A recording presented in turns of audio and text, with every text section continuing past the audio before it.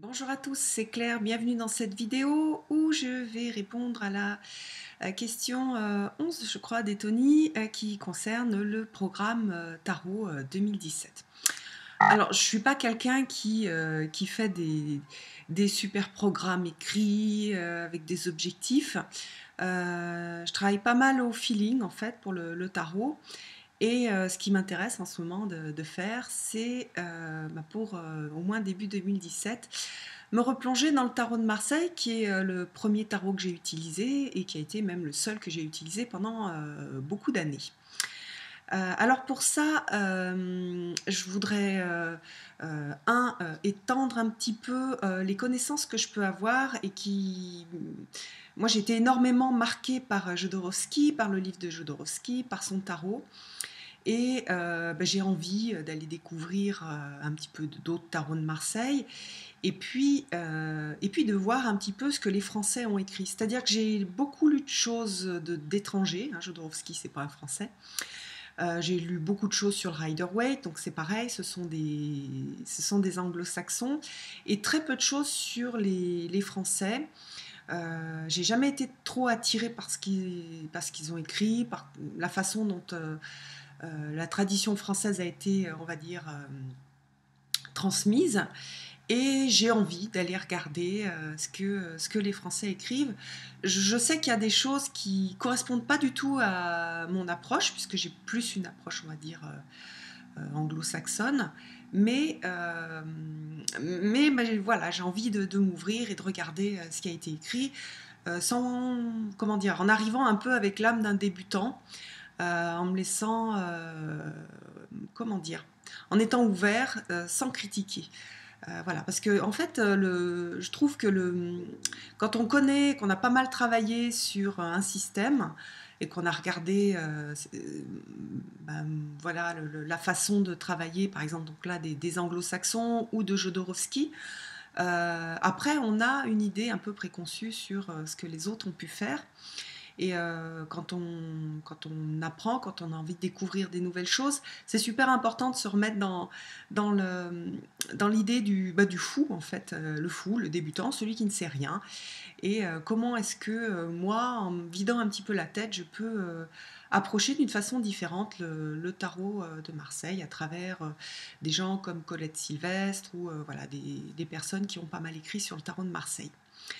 Après, comme pour tout, moi généralement j'accumule de l'information et après à l'intérieur une sorte de chaudron, toute l'information est à l'intérieur et puis il y a quelque chose qui en sort et qui est ma façon à moi de travailler, ma façon un peu propre de travailler. C'est pas quelque chose, c'est pas une démarche, comment dire, c'est une démarche intellectuelle au départ, c'est-à-dire j'accumule pas mal d'informations et après il y a quelque chose un peu magique à l'intérieur, une sorte de traitement de l'information qui se fait toute seule et qui me permet de sortir des choses intéressantes pour moi, une façon de travailler qui me convient. Voilà. Donc ça, c'est le premier objectif.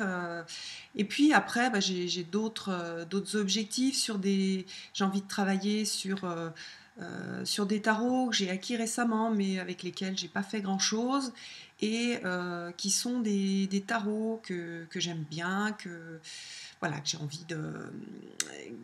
j'ai envie d'utiliser et de voir comment est-ce que je peux les utiliser aussi dans des tirages pour les autres, donc pour moi au départ, puis après pour les autres. Alors ces jeux-là, je vous les montrerai dans une prochaine vidéo. Voilà, c'est un petit peu mes projets. Ah oui, j'avais aussi un autre projet que j'ai envie de faire. J'ai fait il y a plusieurs mois un comparatif en fait de plusieurs tarots en me concentrant sur le Rider-Waite. Donc vous voyez, j'ai fait les photocopies des cartes. Donc je voulais terminer en mettant un peu les mots-clés qui ont été donnés par les auteurs. Ça me permet, alors sur les arcanes majeures, généralement, il y a peu de différence dans les tarots Rider-Waite, mais par contre, il y a pas mal de différences sur les cartes de cour, sur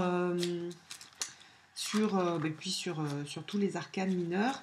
Donc vous voyez, j'ai commencé à mettre un peu la vision de l'artiste sous la carte. Je trouve que d'abord c'est super joli, donc j'aime bien le feuilleter. Et puis, j'aime bien comparer un peu la vision que peuvent avoir plusieurs auteurs. Ça permet d'enrichir un peu la mienne de vision, voir ce qui me parle pas, ce que je trouve juste ou pas. Et donc voilà, c'est un travail assez sympa. Donc je voulais terminer un peu d'écrire des choses sous les cartes. Et puis je voulais le faire. Donc j'ai acheté un autre porte-vue. On va aller, hop. Pour faire la même chose en mettant les systèmes en fait. C'est-à-dire mettre 2 cartes de tarot de Marseille, un Rider-Waite, je prendrai, je pense, le Rider-Waite, ce sera moins joli là. Donc un Rider-Waite, mettre le tarot d'Oswald Wirth, qu'est-ce que j'ai dit, tarot de Marseille, Oswald Wirth, Rider-Waite, ah oui, et puis bien sûr le tarot de...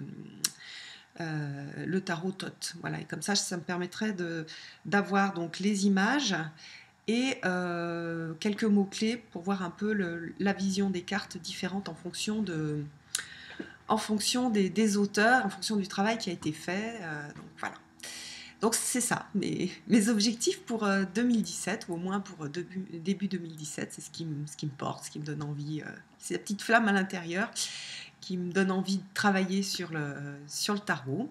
J'espère que cette vidéo vous aura intéressé, je vous donne rendez-vous pour une prochaine vidéo. Bye bye.